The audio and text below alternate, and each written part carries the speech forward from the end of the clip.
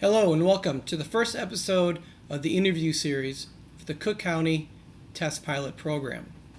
Today I'm here with Patricia, who will be walking us through some of the fundamentals of the Workplace Strategy and Design Guidelines. Welcome, Patricia. Thank you. Tell us a little bit more about your role in this process and overall for the county. Sure. Like you said, my name is Patricia Moreno. I am a space planner in the Department of Real Estate Management, which is in the Bureau of Asset Management. So my job entails producing space plans for any department, any county entity across our 19 million square feet of space that the county owns. So let's dive in a little bit into some of the elements of the workplace guidelines. It's basically a roadmap, if you will, to designing spaces that align workplaces to the department's missions and goals. So the method that we're going to be using is activity-based design. This is basically where all employees have equal access to working in different areas of the office. It means that seating assignments are based on job function, which allows for the ability to have additional space typologies for a variety of collaborative and individual focus spaces. So basically, you gain the ability to move around the variety of functional spaces in addition to occupying your own personal workspace, which might be a desk or an office or what have you. What are some of the major changes that employees can expect to see as a result of this activity-based work style? So with activity-based workplaces, this is going to be a change from how spaces used to be designed. We want to create spaces that provide equity. That's one of the main goals, so that everyone can share in the benefit of working in the open environment. Some of the changes we are going to see are increased access to natural light. And part of this involves not building new offices around the perimeter of a floor or blocking the windows. Okay. So we're reversing that.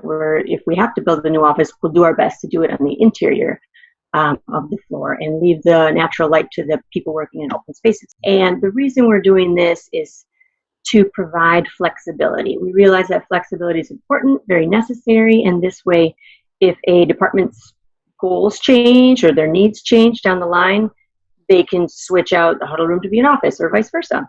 They need more collaborative spaces, they realize. One of the biggest things that you'll see will be the increase in collaborative spaces.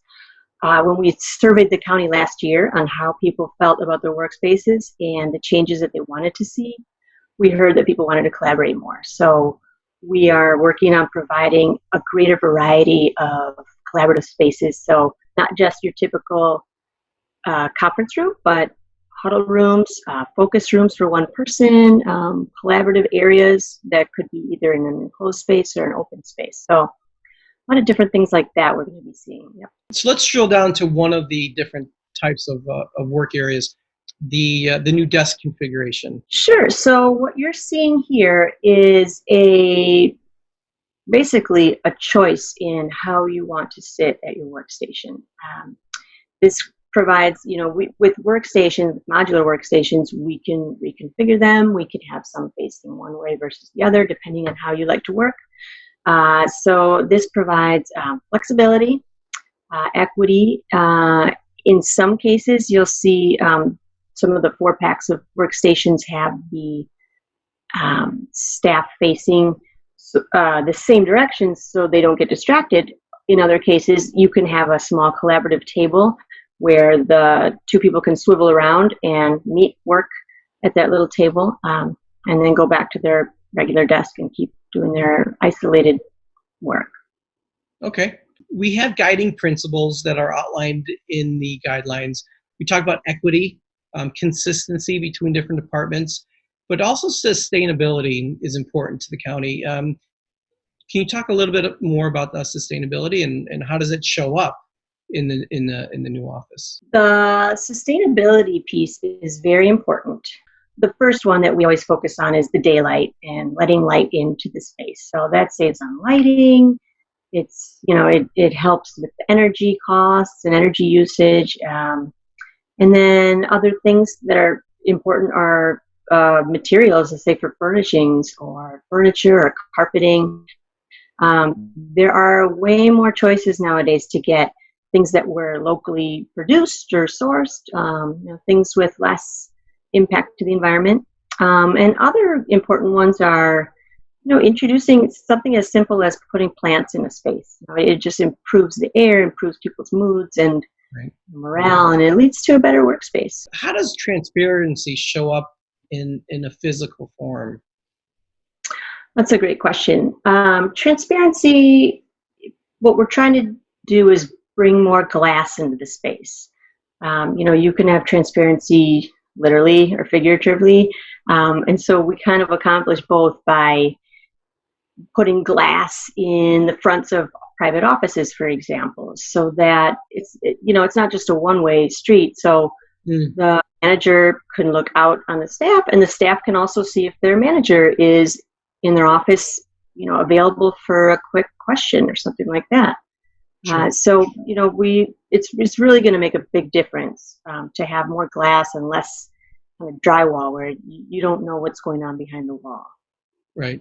Okay. Well, good. And I think when people see the lobby, as soon as they come off the elevators, no longer are the big brown doors. There'll be glass. So setting the tone of transparency starts in the very beginning, not only between departments, but also how the departments work with the public. We want people to feel welcome. We want people to come off the elevator and want to walk right in and know that they're going to be helped.